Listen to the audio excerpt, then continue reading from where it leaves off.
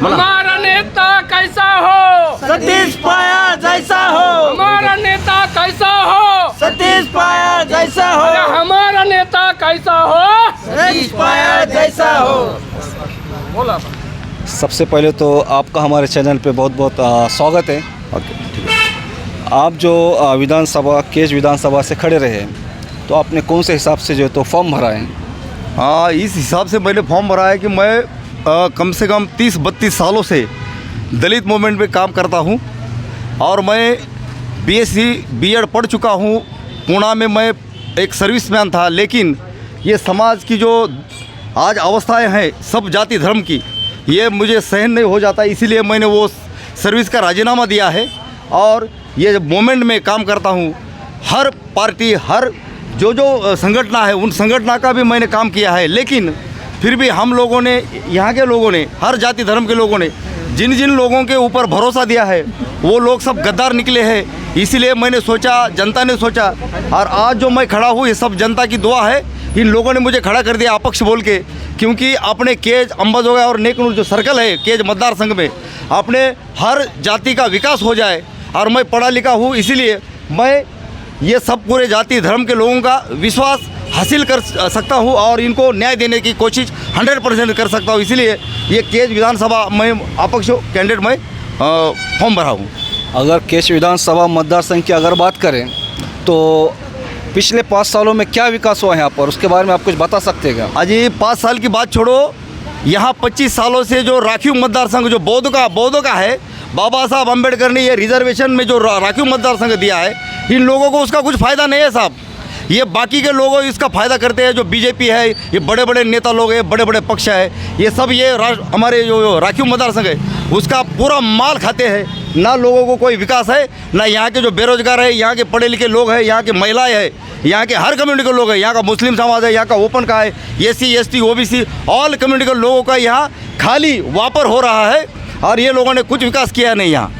तो ऐसा कुछ भी विकास नहीं होगा। जैसा कि अगर आज देखे जाए तो जनता और पूरे महाराष्ट्र के अंदर की पूरी जनता की बड़ी समस्या है कि उनको चलने के लिए रास्ते जो कॉमन चीज़ें हैं, आज विधानसभा के अंदर में हमको कॉमन चीज़ों के लिए झगड़ना पड़ रहा, लड़ना पड़ रहा, आवाज़ उठाना पड़ रहा। मैं हर बार अपने वीडियो में बता रहा हूँ कि आज जनता को जो है तो ठीक से रास्ते नहीं हो रहे, उपलब्ध नहीं है, नालियों का पानी घरों के अंदर में घुस रहा, कचरों के ढिगार है और आरोग्य का जो बहुत बड़ा मसला है, इस पर भी जो है तो कॉमन चीज़ें नसीब नहीं हो रही। तो आप इसको कैसा देखते हैं? मैं साहब एक बात करता हूँ, मेरी एक समझ में आया है कि आज जो घड़ी आई है, ये जो विधानसभा का चुनाव चल रहा है पूरे महाराष्ट्र के अंदर, तो लोगों ने जाग जाना चाहिए आज।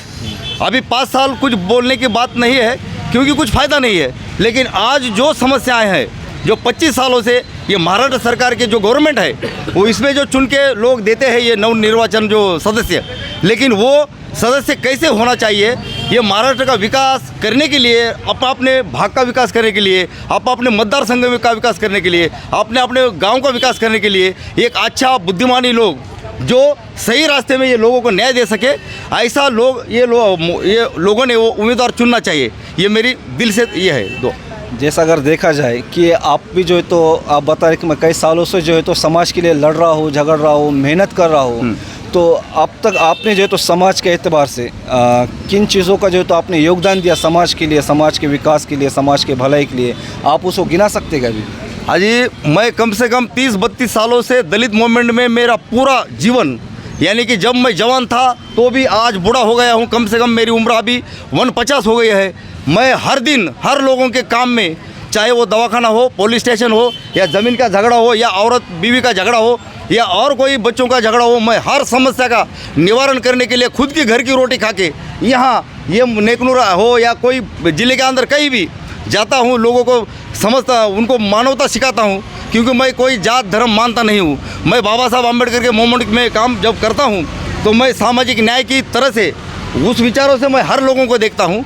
इसीलिए मुझे एक विश्वास है कि यहाँ की जनता मुझे ये केज विधानसभा में आमदार के लिए ज़रूर मेरा विचार करेंगे। जैसे कि अगर आप केज विधानसभा से आमदार बनते हैं तो सबसे पहले आपकी जो है तो ठोस कदम क्या होंगे विकास को लेकर के? क्योंकि जनता विकास चाहती है, उन्हें भाषण पसंद नहीं है, उन्हें जो है तो आश्वासन देने वाले नेता नहीं चाहिए। आज जनता को आज जनता को जो है तो एक अपने बीच में रहकर काम करने वाला नेता चाहिए था। अगर आप आमदार बनते हैं तो क्या ठोस कदम उठाएंगे आप? देखो, मैं आज एक ऐसा कार्य करता हूँ कि अगर अन्याय जहाँ जहाँ अन्याय हुआ है वहाँ वहाँ वो टाइम मैंने आवाज़ उठाया है, चाहे वो रास्ता रोको हो या मोर्चे आंदोलन के रूप में या आर्ज भानगड़ी करके मैंने पूरे, चाहे कलेक्टर हो एसपी हो, सबको यहाँ मैंने न्याय देने की कोशिश मेरे दिल से की है।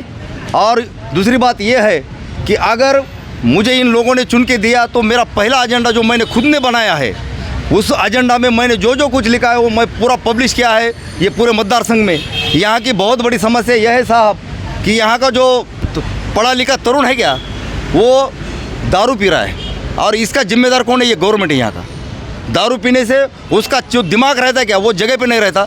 कुछ भी उसके हाथों से गुनहगारी स्वरूप के गुने बिने करके वो जेल में जाता है। और ये गवर्नमेंट को वही चाहिए कि यहाँ के जितने भी पढ़े लिखे लोग हैं, अपने माँ बाप ने उनको पढ़ा लिखा के जो बड़ा किया है कि वो दारू पिए और उनका सत्यानाश हो जाए।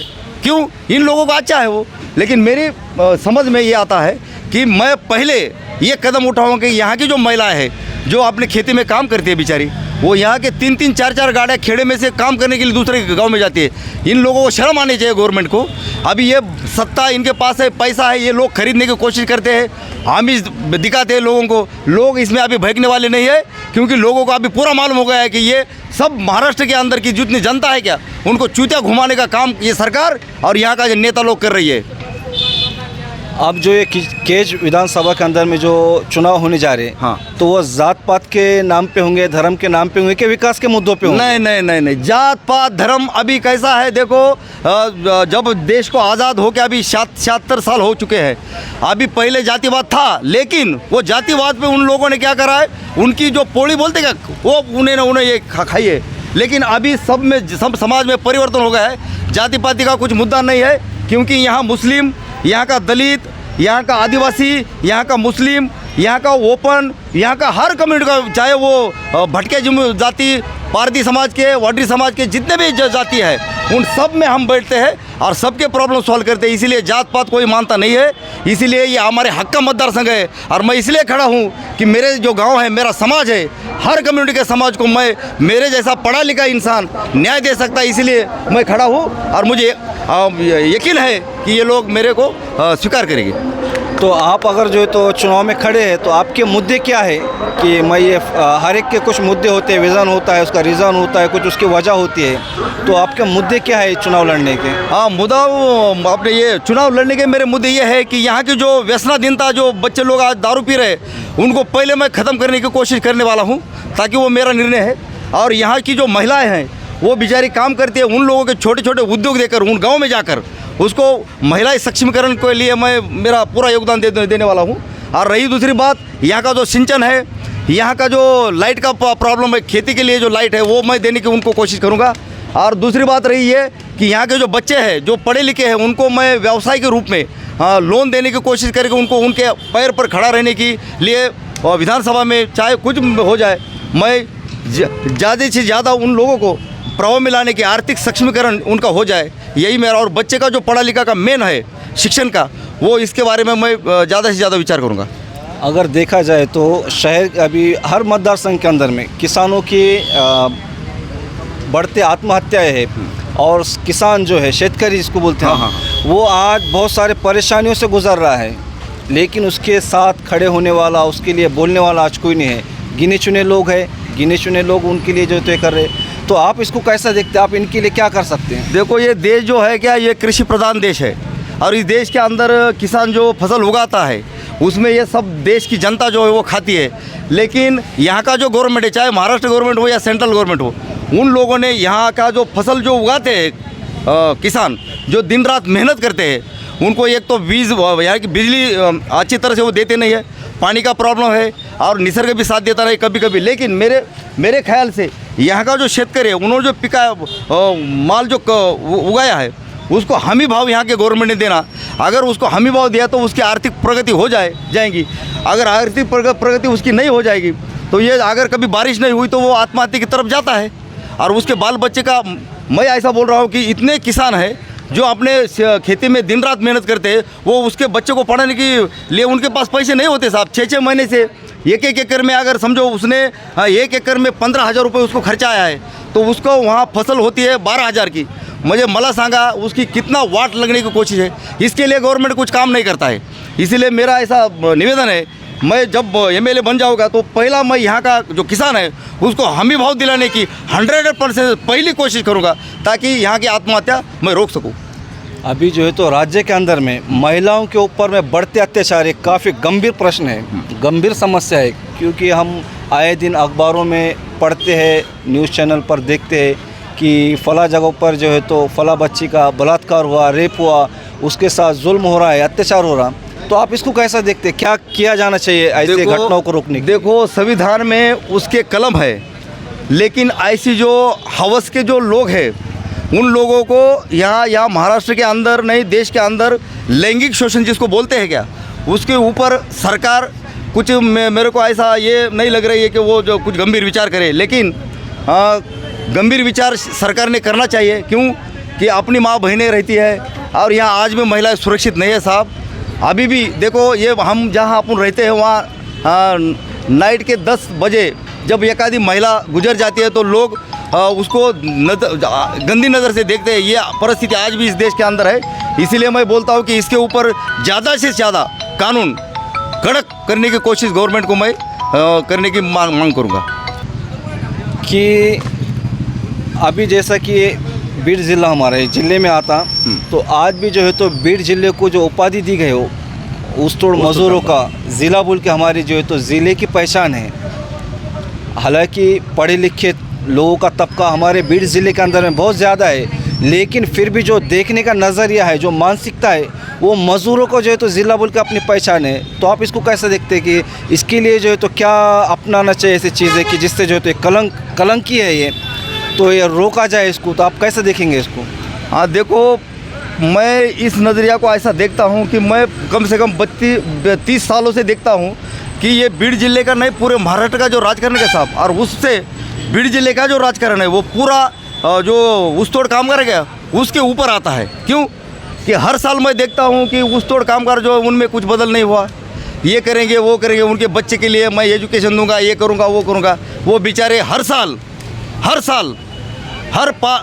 में मैं देखता हूँ कि यहाँ का हर समाज, कौन से भी जात धर्म का, हर साल मुकदम के वो उचल लेके वहाँ कारखाने को जाता है और उनमें कुछ परिवर्तन नहीं दिखाई देता। वो लोग बेचारे काम करके नशे पानी की आदत उनको लग चुकी है, उसमें कुछ परिवर्तन मेरे को नहीं दिखाई दिया। लेकिन मेरा तजुर्बा ऐसा कहता है, मेरा दिल कहता है कि अगर मेरे को ये लोगों ने अगर भरोसा रख के चुन के दिया तो मैं ज़रूर ये ऊसतोड़ कामगार जो लोग हैं उनके बच्चे के जो शिक्षण की जो सुविधा है, और इन लोगों को मैं वो काम के लिए जाने के लिए उनको, अभी वो जाते हैं, लेकिन जब मैं एमएलए हो जाऊंगा तो मैं कम से कम इन लोगों के लिए अच्छी तरह से योजना के बारे में सोचूंगा। और उनको मेरा दिल दुखता है साहब। मेरी बहन का वो गन्ना काटती है, मेरे रिश्तेदार गन्ना काटते हैं। अभी क्या करना, बहुत उनकी परेशानी है। मेरे सब भांजे भिंजे वो दारू के आदत में सब बर्बाद हो चुके हैं इसमें। तो आज भी जो है तो आज महाराष्ट्र के अंदर में ख़ास तौर से बीड़ ज़िले के अंदर में मराठा जो आरक्षण का मुद्दा चल रहा, तो आपको लगता है कि इस चुनाव के अंदर में जो है तो इसका कुछ प्रभाव गिरेगा बोल के? देखो, जब मनोज दादा जरांगे पाटिल ये उन समाज का आरक्षण का मुद्दा लेके जब अंतरवली सराठी में बैठे थे अनशन को, और वहाँ लाठीचार्ज जब हुआ था तो उसका निषेध करने के लिए नेकनूर जो है ये, वहाँ मैंने रास्ता रोको आंदोलन किया था। और मैं ये समझता हूँ कि मराठा जो बांधव है उनमें से मैं पहले भी बोल चुका हूँ कि बाबा साहब अम्बेडकर जो है, बाबा साहब के हमारे ये दैवत, तो उन्होंने भी बात किया है कि यहाँ का जो 5% या 10% जो मराठा समाज है जिसको अपन प्रस्तावित बोलते हैं, उन लोगों ने यहाँ के 90% जो मराठा बांधव उनके ऊपर अन्याय किया है। और ये बात मैं भी मानता हूँ। क्यों कि उनको अगर वही कहीं एक आधा गरीब मराठा लड़का खड़ा हो गया तो उसको गिराने की कोशिश यहाँ वो लोग करते हैं। तो ये लोगों ने करना चाहिए, अरे तुम हम सब भाई भाई है, जान दो ना। ये गरीब का लड़का अगर आमदार हो गया कि तुम्हारा बाप का है क्या, ये बाबा साहब का है ना संविधान। और संविधान की तरह हर लोगों को, ये कहाँ का सामाजिक न्याय है ये? अगर कुछ गरीबों को न्याय नहीं मिल रहा है तो वो इस देश का है ना। आप बोलते हैं कि मत सबको, चाहे वो टाटा बिरला हो या एक झोपड़ी में रहने वाला एक चाहे गरीब आदमी हो, उसको भी वो अधिकार है। तो फिर उसको गिराने की कोशिश यहाँ कौन कर रहा है? उसको क्यों नहीं आगे जाने देते? उसको क्यों गिराने की कोशिश बार बार हो जाती है? तो ये गलत है। इसीलिए मैं बोलता हूँ कि पढ़ा लिखा जो कुछ गरीब का लड़का है उसे आगे जाने की कोशिश सब लोगों ने मिलकर करनी चाहिए और अपना समाज और अपने गांव और अपने देश का विकास करना चाहिए। अभी जैसा कि केज विधानसभा मतदार संघ के अंदर में अभी प्रमुख समस्या क्या है जिनके ऊपर जो है तो रोशनी डालना बहुत ज़रूरी है, ध्यान उसकी तरफ जाना बहुत ज़रूरी है? कौन सी समस्या है जो आपके प्रचार के दौरान में, मीटिंग के दौरान में, रैली के दौरान में, चलत फिरत के दौरान में जो आपके समझ में आए हो, ऐसी कौन सी समस्या है जिससे अभी जो है तो जनता इससे जो है तो जूझ रही है? देखो, यहाँ सबसे बड़ी समस्या यह है केज विधानसभा में कि पानी की समस्या ज़्यादा है। और रही दूसरी बात, यहाँ का जो तरुण है, जो पढ़ा लिखा है, वो बेचारे को आज कई संधि नहीं है, नौकरी नहीं है। नौकरी का अनुशेष भरने के लिए मैं विधानसभा में जाके पूरी तरह से कोशिश करने वाला हूँ। और रही दूसरी बात ये कि यहाँ की जो व्यसनाधीनता है साहब, बहुत घर बर्बाद हो चुके हैं। मैं खुद आंखों से देखा है। जब जब मैं मतदार संघ में जाता हूँ तो हर लोग मेरे को यही बोलते हैं की बाबा तुझ्या पाया पडतो, दारू बंद करायचं काम कर, माझे लेकराचं वाटोळं झालं, ह्याची बायको तिकडे निघून गेली। ऐसा बहुत बच्चों का बहुत हाल बुरा है।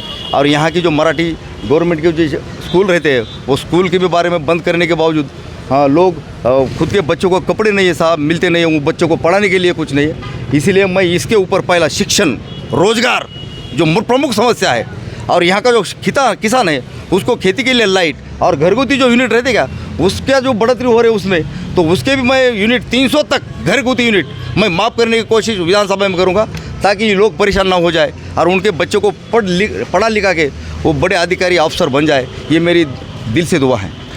अब एक चीज़ जो है तो एक मुस्लिम समाज भी एक है, क्योंकि ये समाज और ये निवडणूक और ये इलेक्शन से अलग नहीं है, लेकिन अभी महाराष्ट्र के अंदर में भी मुस्लिम समाज के ऊपर में भी बढ़ते अत्याचार हो रहे हैं। एक दाढ़ी के नाम पर, टोपी के नाम पर, एक मुस्लिम है, सिर्फ इस नाम को लेकर के आज अफसोस है कि बड़े चैनल वाले इसके ऊपर में जो है तो आवाज़ नहीं उठा रहे और इसके ऊपर में कोई नेता खुलकर जो है तो बोलने के लिए तैयार नहीं है। तो इनके ऊपर में जो अत्याचार हो रहे, जुल्म हो रहे, इनके ऊपर मॉब लिंचिंग के तहत जो है तो हो रहे, और मस्जिदों के ऊपर में भी जो है तो तोड़फोड़ हो रही, घटनाएं दिन ब दिन बढ़ती जा रही। तो इसको आप कैसा देखते, क्या करना चाहिए ऐसी घटनाओं को रोकने के लिए? देखो, मैं नहीं बल्कि अभी ये मुस्लिम समुदाय जो है महाराष्ट्र के अंदर का, इस देश के अंदर का मुस्लिम समाज का पूरा 100% वापर खाली इलेक्शन के पीरियड में ये लोग करते हैं। इनका कोई नेता ना बन जाए इसलिए ये लोग कोशिश करते हैं। दलितों का, मुस्लिमों का नेता कोई नहीं मुझे बनने की हुई नहीं, अगर कोई बनाएगा तो उसको ये रोकने की कोशिश करते हैं। क्यों? कि उनके समाज की समस्या वो हल कर सके। लेकिन ये लोग आज तक, देखो, मैं बचपन से मैं यहाँ के जिला परिषद स्कूल में पढ़ा, मेरे बचपन से मुस्लिम समाज में मैं बचपन से बड़ा हो गया हूँ, इसलिए इनकी समस्या का पूरा हल मेरे को मालूम है कि ये लोग काम करते हैं, दिन रात मेहनत करते हैं। और इन लोगों को रामगिरी महाराज ने कुछ गंदा वो नबी के नाम पर, मोहम्मद पैगंबर साहब के नाम पर वो गलत बोला, उसके लिए कोई माय का लाल आगे नहीं हो गया। अभी इलेक्शन के पीरियड में निकाल रहे हैं कि मैं पार्टिमा देता हूँ। और तू क्या पार्टिमा देगा? मैं मुस्लिम समुदाय को, मैं एक उनका भाई हूँ। मैं विनंती करता हूँ, अगर मेरे जैसा सतीश पायल अगर तुमने चुन के दिया तो मैं आने वाले वक्त में तुम्हारे साथ तो खांधे को खांधा देकर खड़ा तो रहता हूँ, पहले भी रहता हूँ, और आगे चलकर जब मेरा दिल में जान है तब तक इन लोगों के साथ मैं खड़ा रहूँगा, चाहे मैं मर भी जाऊँ तो भी मैं गम नहीं, क्योंकि मैं लाचारी नहीं बर्दाश्त कर सकता। अब अच्छा है कि आखिरी सवाल ये है कि आप केज विधानसभा के मतदार जो है, प्रिय मतदारों को आप क्या आह्वान करना चाहेंगे, उनको क्या मैसेज देना चाहेंगे? मैं केज विधानसभा में 2 से 32 अनुसूचित जाति मतदार संघ में मैं इसलिए खड़ा हूँ, और यहाँ के मतदारों को, यहाँ के तरुण, यहाँ के महिलाएं आए, जब सबको मैं एक मेरे दिल से एक कोशिश मैं ये करता हूँ कि मुझे मेरा जो चिन्ह है 22 नंबर अनुक्रमांक पे जो मनुष्य शीड़ की नाव चलाता है उसके ऊपर अपना अमूल्य वोट देकर मुझे विधानसभा में जाने की आप सब ने ये करो, कोशिश करो। और मैं तो ऐसा बोल रहा हूँ कि मुझे वोट दे दो। क्यों? कि आपने बच्चों का विकास, अपने गांव का विकास और अपने हर जाति धर्म का विकास करने की मैं 100% कोशिश करूँगा। ये मेरा वादा रहेगा। ठीक है कि आप जो तो हम अपने चैनल के माध्यम से, मैं ख़ास तौर से महायुति के जो उम्मीदवार खड़े हैं, मैं किसी का नाम नहीं लेना चाहूँगा क्योंकि उम्मीदवार बहुत ज़्यादा है। आप मुस्लिम समाज, वो गैरतमंद मुस्लिम समाज से मेरी अपील है, मैं गुजारिश करता हूँ, क्या वो महायुति के उम्मीदवारों को वोट देना पसंद करेंगे। और हम इस चुनाव के अंदर में किसी के बहकावे में बिल्कुल भी ना आए। कुछ लोग हैं जो समाज के जो है तो दलाल है, समाज की दलाली करते हैं, समाज का जो है तो भरोसा जो है तो उन्होंने जीत करके जो है तो समाज को धोखा ही देने का काम किया है और कर रहे हैं ऐसे लोग। तो वो ये सोचे कि अगर महायुति की सरकार आती है तो इससे अपने समाज के ऊपर में इसका क्या असर गिरेगा, क्योंकि ये आगे की बातों को सोचना बहुत ज़रूरी है। हम अपने चैनल के माध्यम से पूरे मुस्लिम समाज से मैं ये ख़ास थोड़ी सी जो क्लिप बना रहा हूँ, उसमें अपने मुस्लिम समाज को जो है तो अपील करता हूँ कि वो किसी के बहकावे में ना आए, सोच समझ करके जो है तो, और उलमाए के और जो ज़िम्मेदारान हैं हम उनके राय मशवरे से जो है तो इस चुनाव में जो है तो हम काम करें। और जो महायुति के जितने भी उम्मीदवार हैं हम जो है तो इन सवालों को जो है तो उनके सामने रखें। आज अफसोस होता है कि जो है तो बीड़ ज़िले के अंदर में लगभग जो रिकॉर्ड है 2 से 2.5 लाख की आबादी है मुस्लिम समाज की, लेकिन अफसोस है कि आज पूरे बीड़ ज़िले के अंदर में ऐसा एक भी मुस्लिम लीडर नहीं है जो जिसके एक बोलने पर जो है तो पूरा समाज जुड़ता हो। बड़ी अफसोस की बात है, 2 लाख में से एक भी नहीं है ऐसा। तो आज हम ज़रूरत है, आज हम जो है तो हिम्मत के साथ और जो है तो दानिशमंदी के साथ जो है तो उन नेताओं से सवाल करें कि जब हमारे नबी के शान में जिन्होंने गुस्ताखी करे, क्या हम वैसे पार्टी को सपोर्ट करेंगे? अरे कम से कम हमने जो है तो इनके ऊपर में आवाज़ उठाना चाहिए था, बोलना चाहिए था, लड़ना चाहिए था। लेकिन आज हमारे पास एक अच्छा मौका है वोट के ज़रिए से कि हम जो है तो उनमें सबक सिखाए, हम उनसे सवाल पूछे कि जो नबी के शान में जिसने गुस्ताखी करा, आप उनके साथ में है, उनके साथ में मांडी को मांडी लगा करके बैठ रहे, उनका सत्कार कर रहे, क्या आप उनको वोट देंगे? क्या जिसने मस्जिदों के ऊपर में हमले करे, क्या आप वैसे पार्टियों की विचारधारा रखने वाले लोगों को, उम्मीदवारों को वोट देंगे? क्या जिसने जो है तो मुस्लिम समाज के अंदर में जो है तो हर समाज के अंदर में जो है तो अपना जो है तो एक जहर फैलाने का काम कर रहे हैं जिसका नाम है नफ़रत। आज हर समाज के अंदर में जो है तो नफ़रतें फैलाई जा रही है। क्या ऐसे उम्मीदवारों को, ऐसे पक्ष को, ऐसे पार्टियों को मुस्लिम समाज वोट देगा क्या? ये जो है तो वक्त की सबसे बड़ी जो है तो ज़रूरत है। हम इस चीज़ों को समझें, किसी के जो है तो बहकावे में ना आए। कुछ दलाल है, कुछ जो है तो ऐसे दल्ले हैं जो है तो समाज को आगे करके समाज के नाम पर जो है तो फंसाने की कोशिश कर रहे हैं या कर सकते हैं। तो हम अपने चैनल के माध्यम से उन सभी मुस्लिम समाज से बीड़ ज़िले के अंदर में चाहे वो किसी भी मतदार संघ से हो, हम अपील करते हैं कि हम इन चीज़ों में बिल्कुल भी ना आए, बहकावे में ना आए। ये सोच समझ कर जो है तो अपना कीमती वोट डाले, क्योंकि कीमती वोट सही इंसान को गिरेगा, सही इंसान चुनकर आएगा तो अपना ही नहीं बल्कि हमारे समाज का, हमारे ज़िले का, हमारे मतदार संघ का जो है तो विकास होगा। और आप सब ने कीमती वक्त दिया, मैं आप सबका जो है तो शुक्रगुज़ार हूँ, आप सबका जो है तो बहुत बहुत स्वागत करता हूँ। अल्लाह हाफ़िज़।